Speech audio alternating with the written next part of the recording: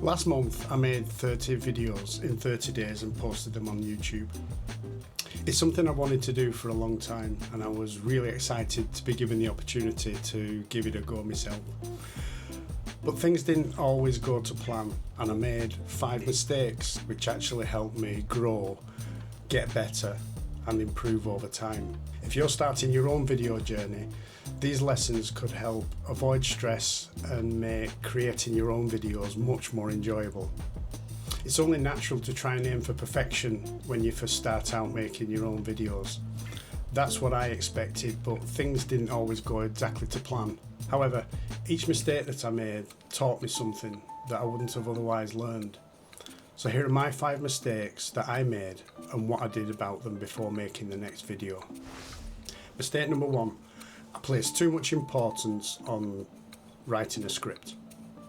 I often messed up because I was trying to remember what I'd written in a script rather than focusing on what I actually wanted to say.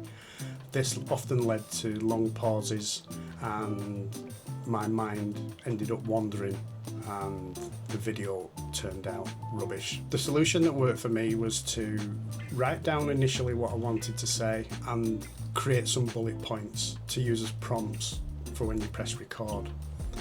This allowed me to get the structure of the video correct, hit all the highlights that I wanted to say, but allowed me to speak in my own voice. I think it's important when you're talking on video that you come across as yourself and that you're natural. Having bullet points that you can practice a little bit beforehand allows you to speak in your own natural voice.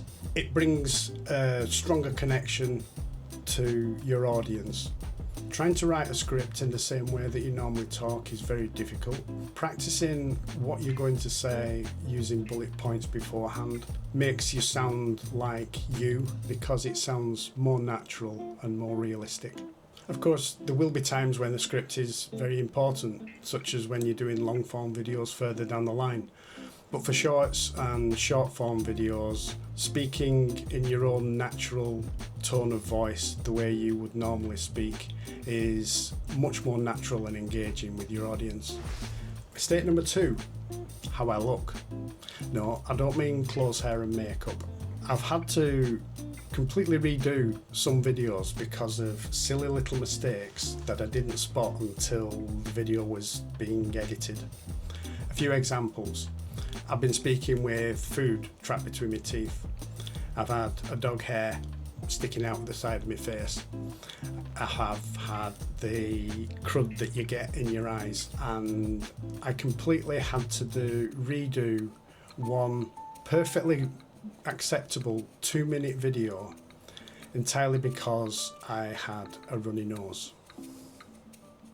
So give your face and your surroundings a quick check before you start filming. It only takes a few seconds to look for anything embarrassing before you start. Mistake number 3, talking to the camera screen. Talking to yourself on the camera screen is a mistake that a lot of people make, even people with lots of experience in front of the camera. I automatically started looking at the screen when I first started making videos. It's an opportunity for you to check that you're in shot, that your surroundings look good, and it offers a safe focus point while you're speaking to the camera. But watching the footage back, it felt as though I was looking at somebody just off to the side of the camera rather than directly towards the viewer. The way I overcame this was to look at the screen using my peripheral vision, not looking directly at it. I kept my attention focused on the lens or on my surroundings. Looking at the camera lens makes the viewer feel like you're talking directly to them, and it creates a good connection with your audience. Mistake number 4, thinking that spending money on a better camera will result in better videos. What I mean by this is just about any camera can be used to create a video of yourself. A better camera won't make a poor video good if the structure and presentation isn't already there.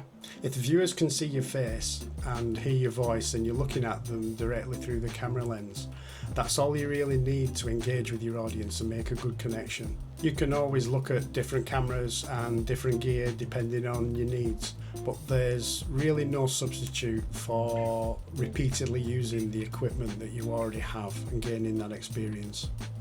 And finally, and I think most importantly, mistake number 5, trying to set yourself up to create the perfect video on the first attempt. Well, what's wrong with that, I hear you saying? Well, there are 2 main problems with trying to achieve perfection from the offset. First, you're going to waste time and put yourself under unnecessary stress trying to plan the perfect video based on preconceptions and insufficient knowledge. I watched literally hours of vlogs and tutorials on YouTube and made lists trying to work out exactly what I needed to do to create the perfect video the first attempt. None of this time and stress made it any easier to point the camera at myself and start talking for the first time. What was missing was my second point, lack of experience. The only way to get better at recording yourself on camera is recording yourself on camera, looking back at the footage, deciding what you like and what you don't like, and using what you've learned to make your next video a little bit better. It's all about putting in the time and the reps in front of the camera. Everyone makes mistakes. That doesn't mean you're failing, it means you're learning, and that's a win. The important thing is that you learn from them. There's quite a big difference between the first few videos that I made and the videos I produced towards the end of the 30 days. And the only thing I did was to keep doing it every day, gaining confidence, gaining experience and learning from it. Every video you post is progress. The more you do it, the better you'll get.